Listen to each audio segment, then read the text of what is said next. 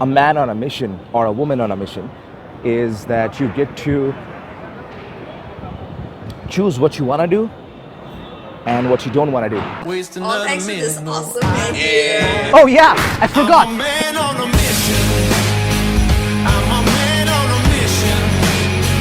I don't need no permission.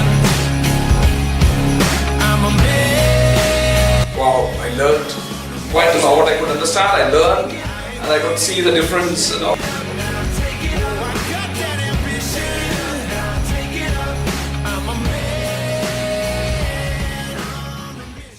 One of the most beautiful parts about being a man on a mission or a woman on a mission is that you get to choose what you want to do and what you don't want to do. The reason I say that is because many times people do not have a mission. So they think I'm a victim of this job, I'm a victim of this marriage, I'm a victim of this relationship, I'm a victim of this company, and they work like a servant, like a slave, because they don't have a purpose, right?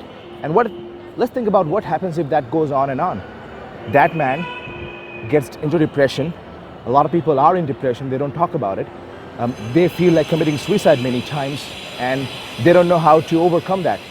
So yeah, the way to overcome that is to get a purpose, get a mission in life. My message to all of you is that if you're lacking confidence, if you do not know, about public speaking, or if you are scared to go to stage, if you have stage fright, this is a course for you. That's when you can make better income, influence a lot of people in a positive way, and impact the world through your work.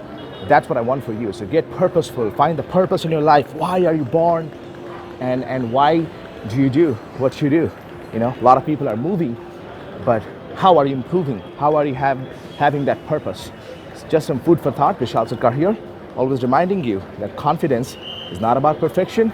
It's all about connection. Stand up for a champion.